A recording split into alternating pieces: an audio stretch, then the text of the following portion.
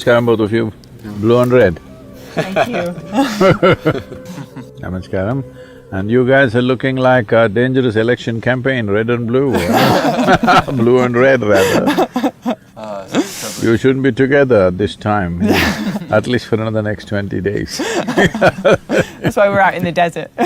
Stay away from the masses. Please tell me. So thank you so much. I want to start off by asking you a question.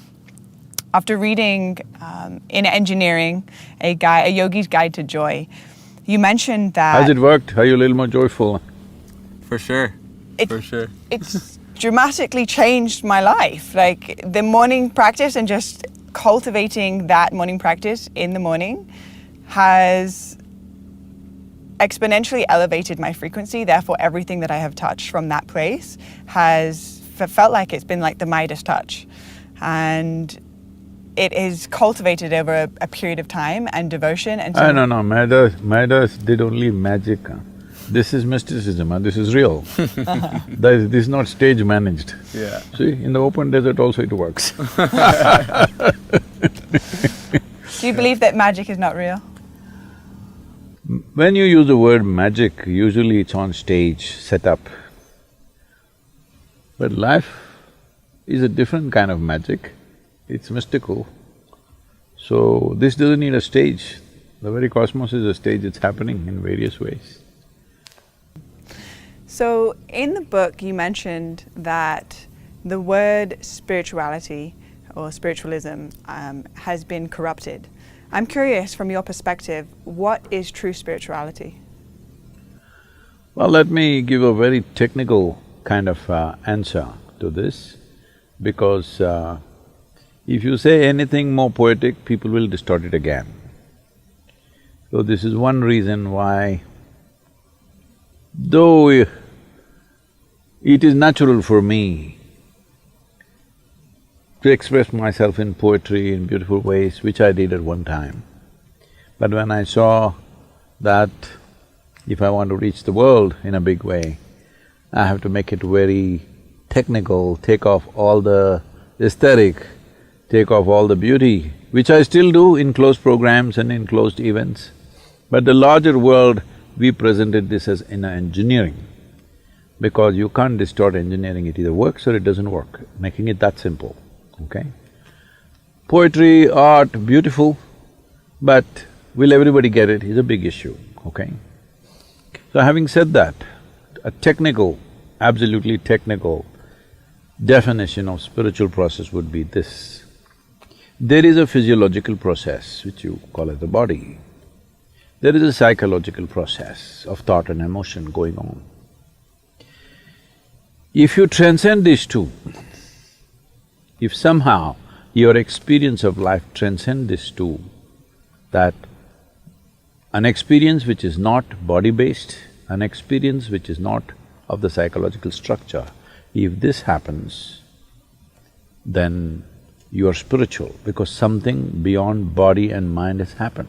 Why is it important that something beyond body and mind should happen is because both your body and mind are accumulations that you gathered, and you're mistaking it for a cosmos. What you created is not the creation per se.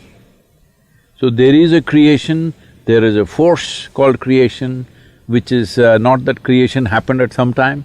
It's happening in a tremendous way every moment of our life. But only few people are conscious of it. Rest are busy with their physiological and psychological processes. Their entire life is dedicated to manage their body and their mind. When I come to America, particularly California, I'm amazed after living here, affluent lives, still the most fascinating thing for most people is food. It's I'm sorry.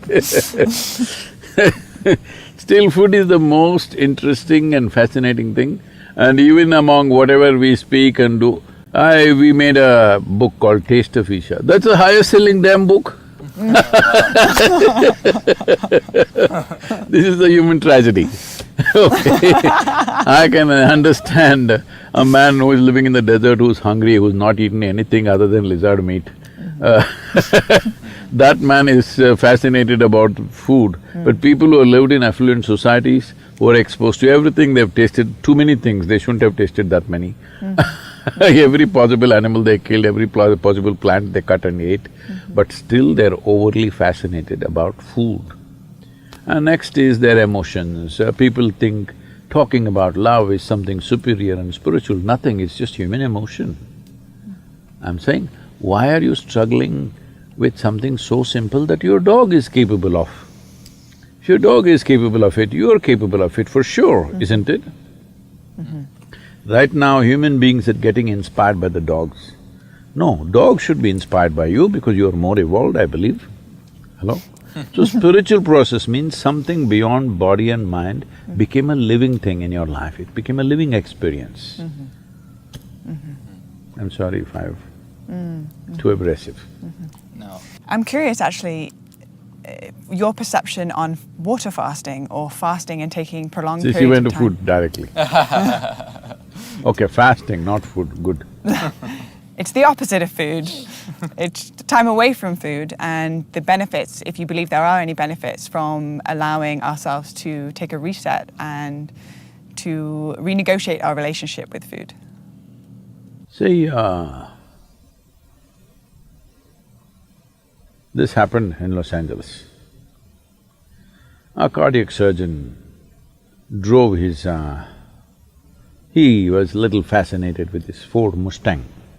That was his car, and he was little excited about it, and one day it started coughing a little bit. So he took it to the local mechanic and said, some problem, please fix it. He said, yeah, doc, come tomorrow morning, it'll be ready. The doctor, before going to work tomorrow morning, he went there, but it was not ready. So he said, okay, come in the evening, it'll be ready. He came in the evening, it was not ready. He said, what's the matter? You said morning, I came. You said evening, I came, what is the issue? And the mechanic was in that kind of mood, he said, see, you're a heart surgeon, you also fix engines, I also fix engines. How come you're paid 10 times more than me? So the doctor looked at him and said, try to fix the engine when it's running, let me see.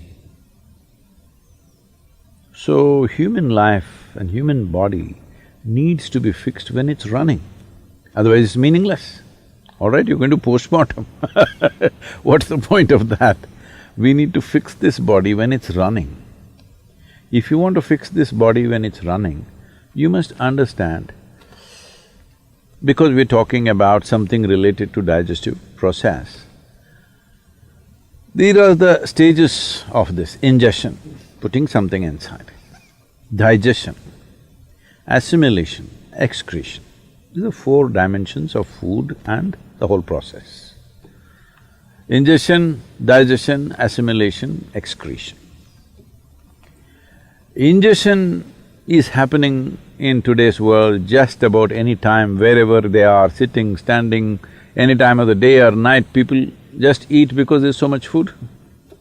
It was not like this ever in the history of humanity.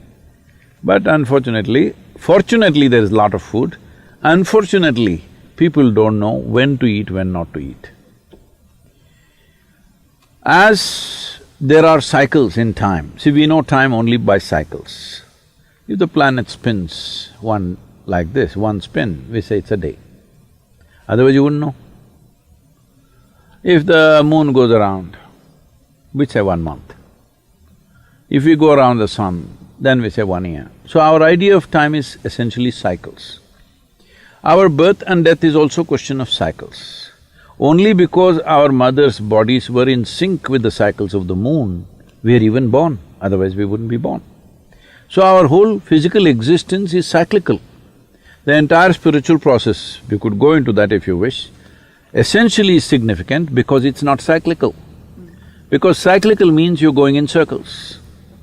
If I say you're going in circles, what does it imply? You're in a loop. You're not getting anywhere. Yeah. Usually if I leave you in desert where here there are some mountains, if there are no features, it's just sand, then people end up going in circles. That means you're not getting anywhere, that means you're lost. So the moment you are completely identified with your body and your psychological structure, you will start going in cycles. So in India, it's… in the yogic culture, it's very, very clear, this is called as samsara, that means cyclical life. So cyclical life, as good a merry-go-round it may be, if you arrange it well, it's a good merry-go-round, but you're not getting anywhere.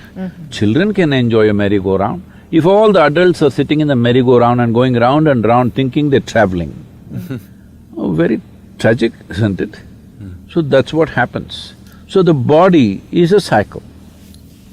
These cycles are very connected with the planetary cycles, with the moon cycle, with the sun cycle, everything. Lunar cycle, solar cycles and the earth cycles are very important for the body. If one has the necessary awareness, they could observe on which day your body doesn't need food.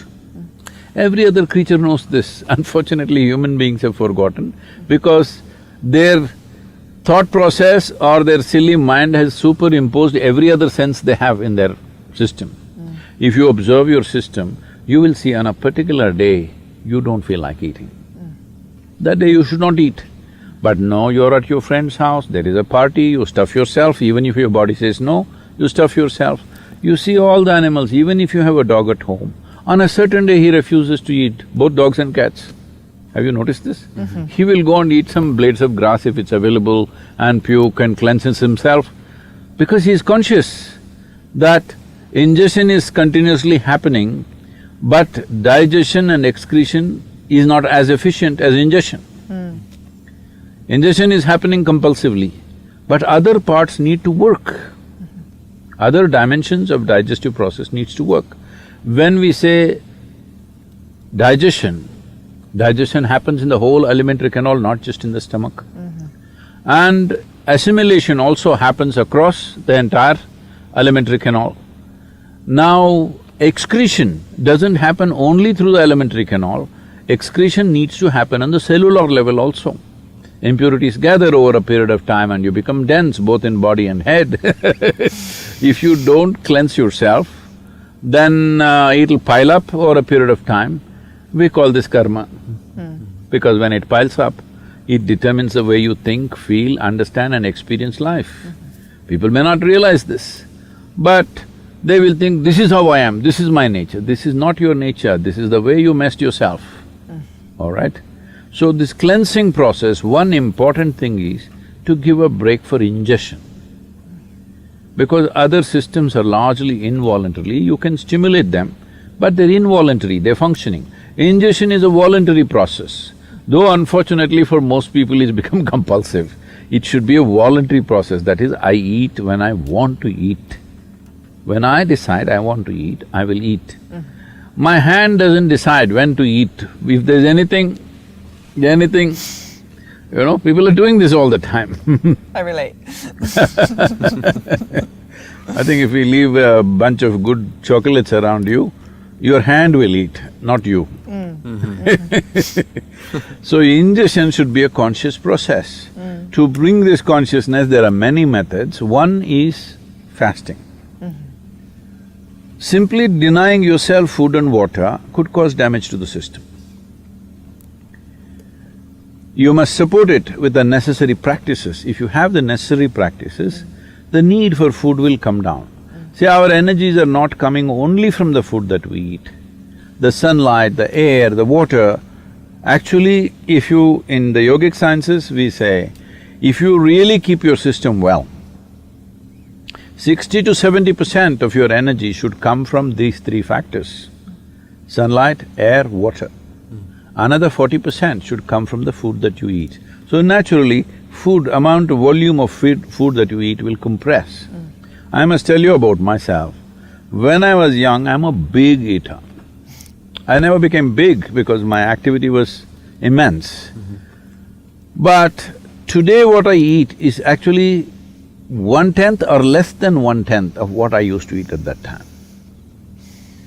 From the age of 19 till now, I'm still the same weight, what I was at 19. Only thing is, at that time, all the weight was on my shoulders. Now because of this gravity continuously working on me, kind of pulled it down a little bit. But I kept myself up. So fasting as a process must be done with necessary understanding. If people don't have that awareness, in India we fixed the 11th day of the moon cycle, you must fast. If you're not able to fast, you go on something very light, it's called palhar. That means you go on fruit diet. Because fruit is a substance which is over 90% water, and you must eat water, not drink water. This is the yogic science. As far as possible, you eat water. You always be conscious about the food that you're eating, what is the water content. Like a South Indian meal, if you eat, a cooked meal I'm talking about, if you eat, very easily 60–70% water. In fact, more. In some of the foods, it's much more. But now the food that you're eating here, you're eating bread, which was baked a month ago probably. Is that minimum? Even in so-called organic shops, it's at least a month or at least a week. Yeah. Nobody is going and getting fresh bread and come, and anyway, the way the bread is baked, it doesn't have water in it, very, very little water. So of course you're compensating that with a bucket of Coca-Cola or something like that. Right? Yeah. I said a bucket, not A bucket is a good amount of Coca-Cola. Where is this big? Yeah. So, but that doesn't work like that. If you drink any liquid along with your food, the acids that are necessary for digestive process will get diluted. Your whole digestive process gets inefficient. Because food, when it goes in, if it contains water, it assists. But if you put any liquid on top of it, you will see the food will remain in the stomach bag for too long. We are very concerned about this always in the yogic culture and life, that we don't want food to remain in our stomach bag for more than 2.5 hours maximum. In 2.5 hours' time, it doesn't matter what I've eaten, how much I've eaten, it must go into other parts. If it remains there, it makes you dull. It makes you lose your sense of perception. The level of perception, the keenness of perception is lost, which you notice if you eat food without Coke or coffee or tea or anything, you feel dull. It kind of pulls you down. Whole lot of people have developed a culture around it, after lunch they have to sleep. It's like you went to the gas station, you fueled up, then you can't start the engine because there is a gas in the tank. Yeah. So that's what it means. So, to ensure that digestive system is in full process, because for most of the chronic ailments that people are suffering today in the world, the headquarters is in the stomach. Yes. But a lot of people, it's shifting to their head, but largely headquarters is in the stomach, what they eat and the way they eat. Yeah. So in this way they eat, one simple thing to bring discipline is, maybe 1 or 2 days in a month, you go on much lighter foods which are very simple and easy on the body. If you can just thrive on water or just a little bit of lemon and water or little lightly honey-laced water, it will help, but if it's not possible for you, maybe a fruit or something, which is very, very light on the system. The idea is to give digestive process and assimilation process a break so that rest of the body begins to excrete. On the cellular level, it must throw out all the impurities.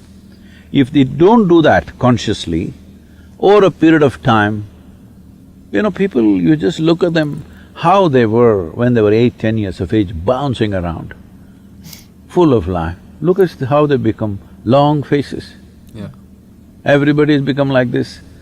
At least 80% of the humanity, I don't even know if they get to laugh once a day.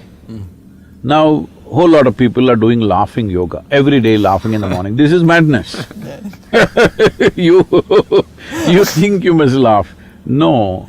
See, if a flower is fragrant, it happens because it blossomed, not because you sprayed some perfume on it from outside. Laughter, smile is not a philosophy or an ideology. If you're joyful, you will naturally smile. No, you must smile every day. This is stupid. When you speak about people not, they're so focused on the taste of food, right? They haven't been able to taste something beyond their own mind, body, thoughts, and emotion. And I look at what you're doing in the world and what Isha's doing in the world, and so many people, it's because it seems like they've tasted something beyond, right? And so in the spiritual process and in the pursuit of self-realization, I'd be curious for you to explain on what is the nature of what we are trying to self-realize.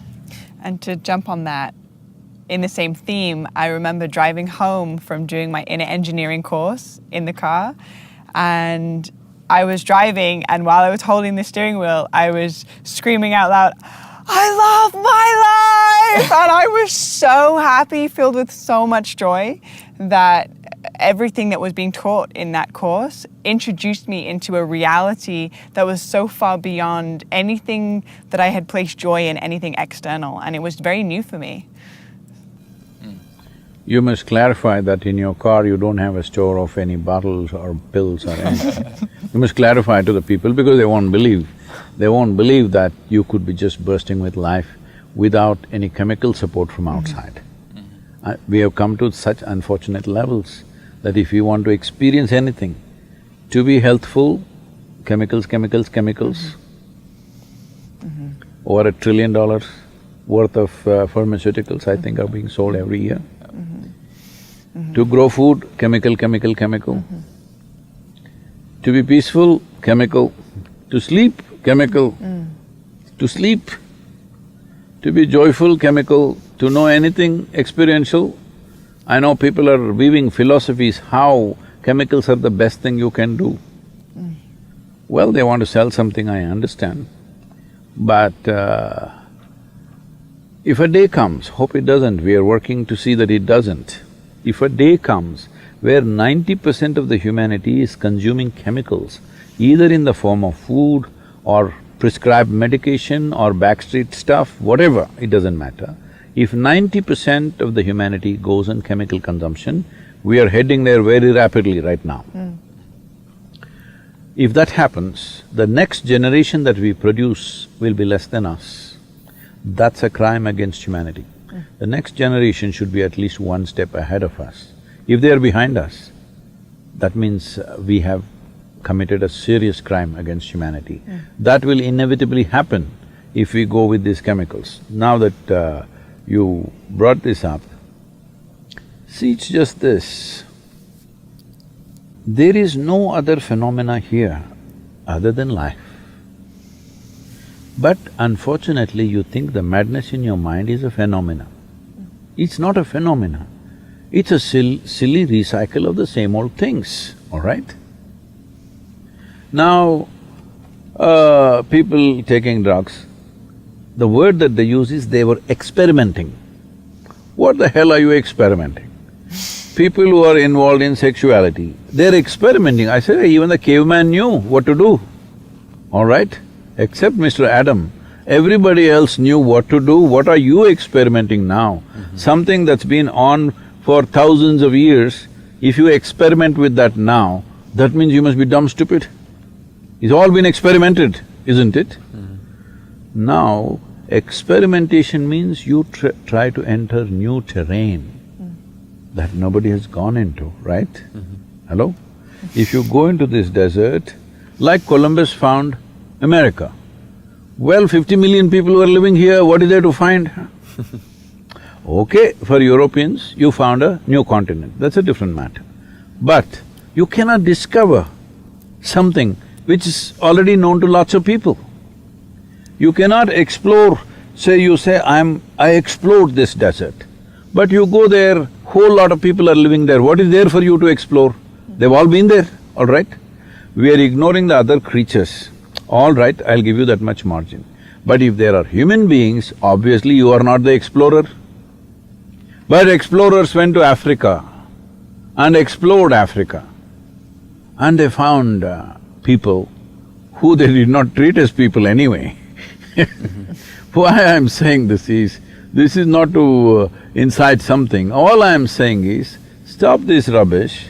People have been living in different places. Because as our transportation systems of ships and other things improved, we made connections, all right? Yeah. If you say Columbus connected Europe to America, wonderful. He discovered, how can he discover? So like this, people are experimenting things which have been happening for thousands of years. Doesn't mean a thing. If you really want to experiment, you must step into a new terrain. If you want to step into new terrain, I am telling you, even the caveman knew every damn thing you can do with your body. I include the cave woman, but that's a term, you know. Yeah. Maybe women were even civilized even then, I don't know. That's why only caveman was there. I'm giving the margin. So, what is there to experiment about things that people have known forever? If you want to experiment, you have to go into a new terrain. Now you're going into space. This is exploration, all right? This is real exploration. Because nobody has been there from this part of the system, solar system at least. Maybe somewhere else there may be somebody. Yeah. But right now, in our experience, it's a true exploration because we have not met anybody there. Similarly, if you go into a dimension which is beyond physicality and psychological space that you have, then you will see you will meet nobody. But that's a real exploration. And then you will become like, you cannot be not alert for a moment because everything is new. Everything is absolutely new. And everything is absolutely new terrain every moment of your life. So, that's how your sleep will go down, everything will go down, various other things that you are playing with all fall off. Not that you gave them up, they just fall off. People think somebody has renounced something. People keep on asking me, Sadhguru, why did you renounce your business and this and that? I didn't renounce the damn thing, so stupid it was, it just fell off. Yeah. It's like a child, a 5-year-old kid maybe having a little doll or something, what… the teddy bears are still there or Barbies have taken over, I don't know. Let's say a teddy bear, you're playing with it. On that day, if I take it away from you, oh, you would be deeply wounded. But do you know where your teddy bear actually went? Your favorite toy or doll that you could not live without at one time, somewhere it fell off, you didn't even care because you grew up, isn't it? So if you grow up, your food, your excitement about eating this and that, I'm not saying you should not enjoy food, I do. I'm a good cook, all right? I'll come out as a good cook one day because I will present myself one day as a really good chef, huh? We'll do that when we have the time. But this fascination about little things, it's not that you should not enjoy it, it is not that you should be not involved in it, but I think there is a kind of a fetish which is unhealthy, that must go. That will not go unless you find something more significant. That's what it's about. Yeah. And how do we find something more significant? See, a worm that crawls on the earth, it has its own purpose, it has its own life. But it gets eaten by a bird which has wings and feathers. It eats the worm and flies. Is it a little better machine? Let's look at this as machines. Worm is one kind of mechanism, bird is another kind of mechanism. The bird consumes the worm and then flies. Is it a mechanism with higher possibility? Yeah. Yes. So similarly, if you want to get to a higher space, you need a little better mechanism. Now you come as a human being, what the significance of being human means is, for every other creature, nature has drawn two lines, within which they must live and die. For a human being, there is no lines, there's no top line for sure. If you do not go there, you are putting lines based on your own ideas, philosophies, belief systems, you're putting lines. If you don't believe in anything, if you don't subscribe to anything, if you simply look at life, there is no lines anywhere. Where you set the line, there it is. If you don't set any line, it's a limitless process. So, because you have come with this level of evolution and there are no lines fixed in your life, because of that, you need to… first thing is perk up the machine. If your life was fixed, you can only crawl for 5 days, 6th day the bird will eat you, no need to perk up the machine. Just survive for 5 days somehow, and then 6th day the bird will eat you and the purpose of life for you is served in a way. Because you come without limits, now you really need to prime this machine, because now if it wants to fly, now it wants to go to other dimensions, this must be kept in a very top condition.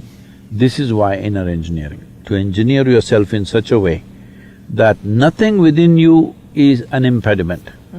There are 1,000 impediments in the world, but you are not an impediment. Your own thought, your own ideas, your own philosophies, your own conclusions, your own prejudices, your own emotions are not an impediment in your life, never. You are never the problem, you are not the issue in your life. But for most people, they themselves are a big issue, isn't it? They don't need anybody's help to create a problem. Sadhguru, I'm curious what your perception of the masculine and the feminine energies on the planet. From my perspective, it seems like the masculine and the feminine is out of balance, not only through the collective, but also with us as individuals. And I'm curious about your perspective of this. Yes, unfortunately, the so-called modern civilizations have tried their best to obliterate the feminine. They cannot obliterate, so it's shrunk. When I say obliterate the feminine,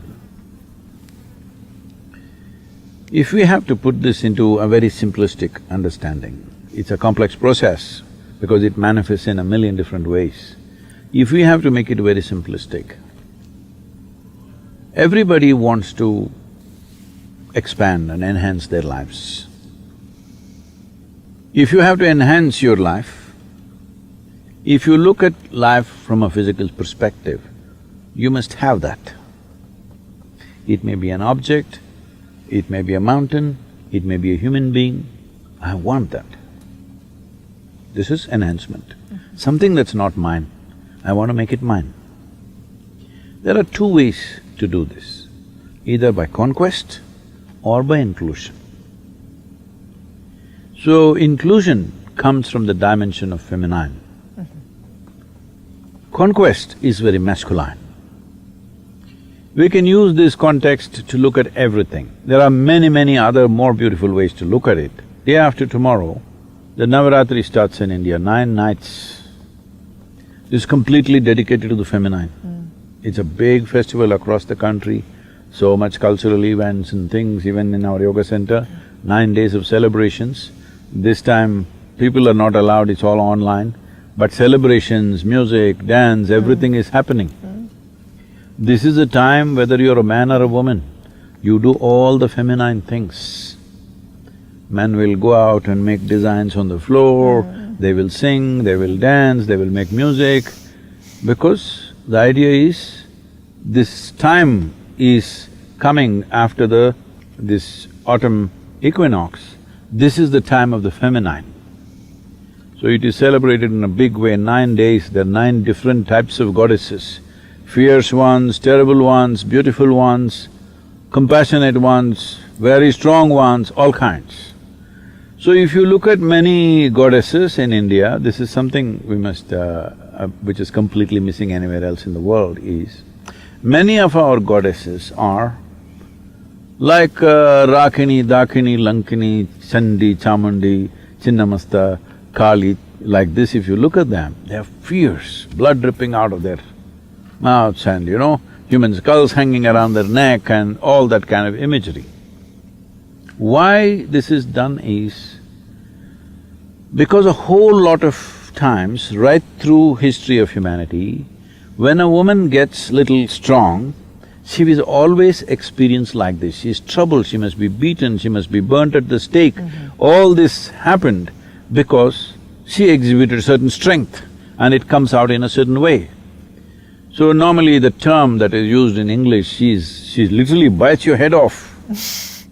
So those ladies, the Indian goddesses, literally bite your head off, not metaphorically. But they're worshipped because the understanding is this, that what human competence is, what human intelligence is, what human genius is, need not be surrendered at the altar of good behavior. Good behavior, you can train your puppy for good behavior. The important thing about the human being in this limited amount of time and energy that we have, the highest possible genius should find expression. How it finds expression, we don't know. But that is more important than good behavior.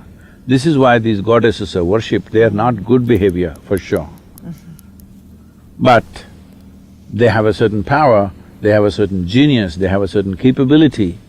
So you never surrender those things which will transform life for good behavior, which is just a pretension. This is not a license for you to behave whichever way you want. Wear a bunch of my French skulls around my neck because I bit their head off. Is that okay?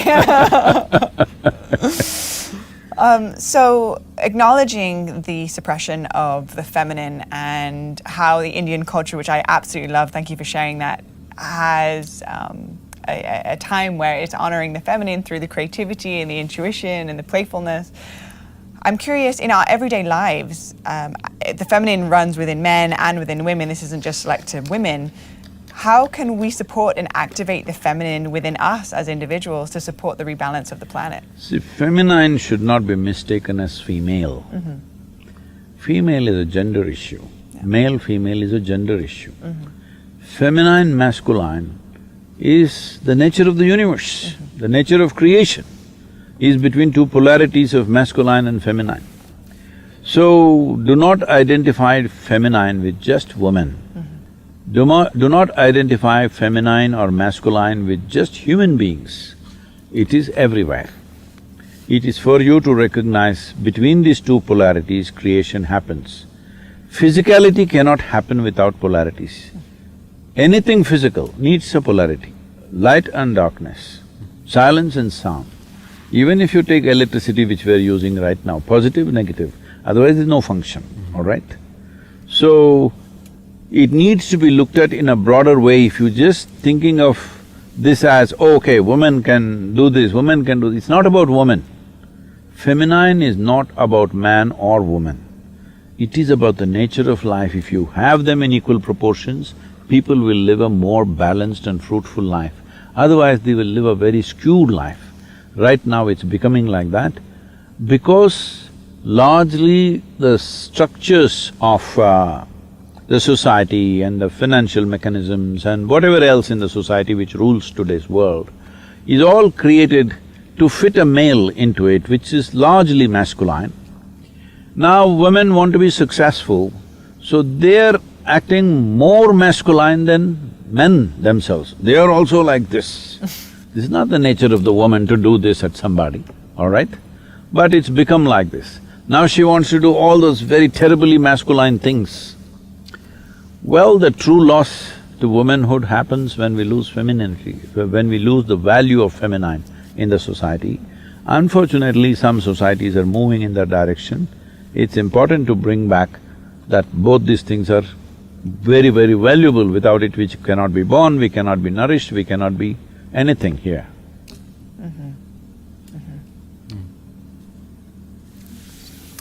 Yeah. Just switching gears just because of the limited time we have, after reading Mystic's Musings and hearing about your encounters with disembodied beings and, you know, things that sound like they're in a fairy tale, I'm very interested and curious if one, you know, your thoughts on extraterrestrial life and if you've been in contact with any. Or maybe you are one, who knows? Maybe you are one. Maybe that is a better question.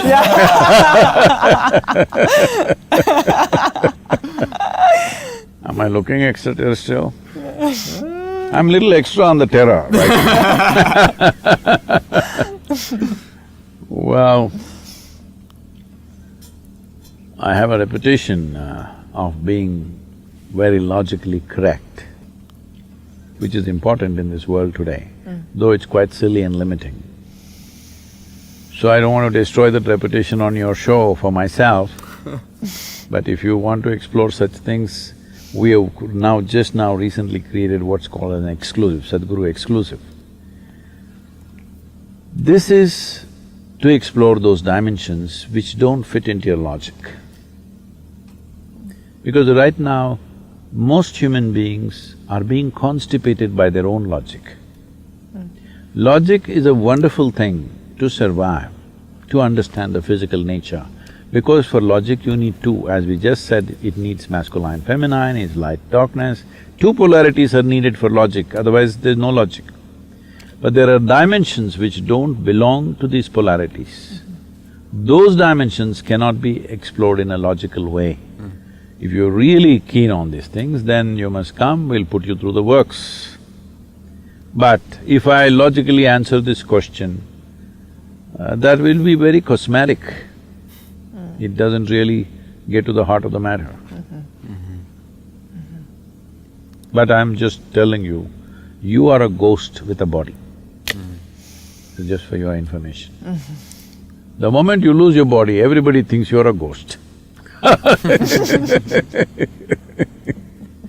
All I did was, I gathered this material from the earth, took a loan from Mother Earth, I paid back my loan. So everybody says I'm a ghost, what to do?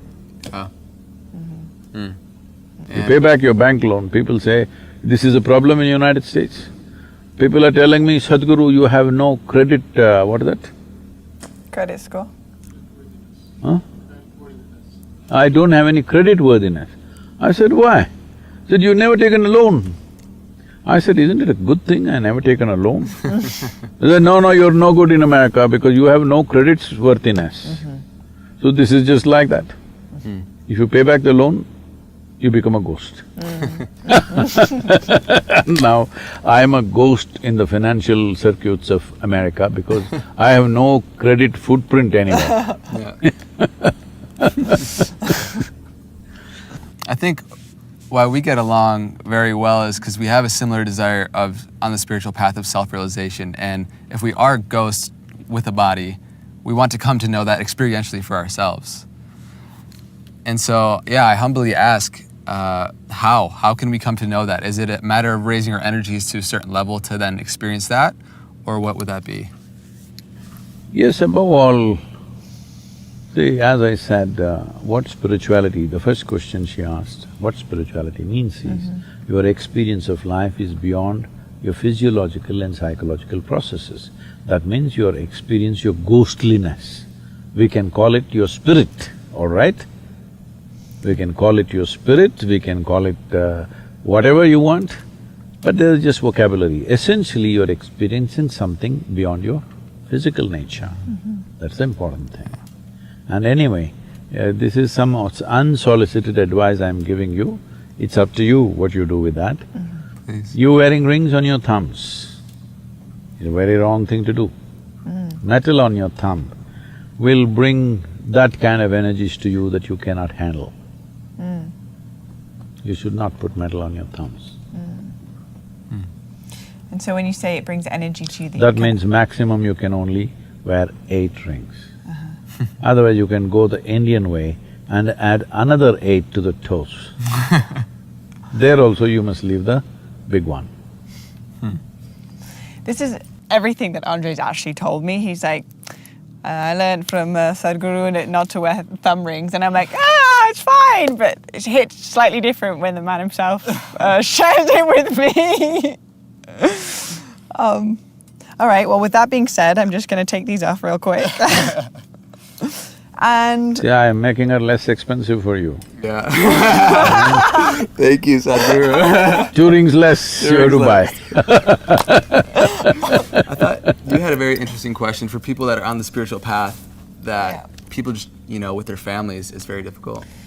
So, something I have witnessed within my own personal experience and simultaneously within my audience, specifically through Deja Blue, is a child choosing their spiritual path, which is not necessarily in alignment with the family ancestry or the morals of the family, and it creating a clash, and the child essentially being ostracized from the family because the child is… Child means what?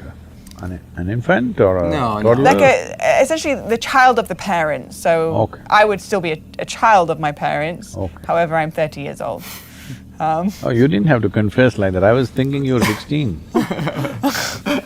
You're 30. So almost 30. I don't usually handle confessions, so it's all right. You fit the part, truly. So I'm just curious if you had advice or some guidance around… See, as I said earlier, spiritual process is an exploration of new terrain. Now I'm your grandfather and I tell you, you must only explore what I have explored. The man is a nonsense, all right? Hello? Yeah. You must explore what I have explored. This is like everybody experimenting with sexuality. When the caveman also knew what to do, all right? Even Mr. Adam needed just a bite on the apple, that was simple. But you must experiment. What is there to experiment or explore? No, everybody knows what it is. So, exploration cannot be the way your grandfather did it, that's not exploration, that's a farce, all right? You just have to believe, that's the only way. This has happened because very dogmatic approach to to religions. So, it's extremely important that, and it'll anyway happen, in the next 50 years' time, it is important that the world moves from religion to responsibility for all the problems that we are creating on the planet. The only solution, including for the pandemic, is responsible action, isn't it? Right now, responsibility is there. No, responsibility needs to come here. If this happens, all these problems are gone. And anyway, from whatever 1,000 or 2,000 years old, people have been always modifying it the way they like it. Most religions say no divorce. Well, people are divorcing right, left, center, all right. Many other things. Whatever was said, thou shalt not, is a full-time transaction right now on various levels. So, I'm not trying to criticize somebody or make fun of something, but I'm saying it's natural evolution of human civilization that we will move from religion to responsibility. That means we understand the only piece of creation that we can experience right now is this. And the only doorway to the Creator is this. There is no other doorway anywhere. Even if it's there, you cannot experience it. I'm saying, maybe there is a doorway in this little desert flower, but you cannot experience it, right? You can only experience what happens within you. So don't try to condition and control what happens within me. What I do in the society needs some control because others are involved. What happens within me, don't ever try to control and condition this because it's nobody's concern what happens within me. When I say what happens within me, I'm not just talking about physiological and psychological stuff. I'm saying what happens within me means beyond what I have accumulated in the form of body and mind, what happens within me must be totally it's the only doorway I have. If I have to open anything, it has to open up in my experience. Is there some other way? There is simply no other way.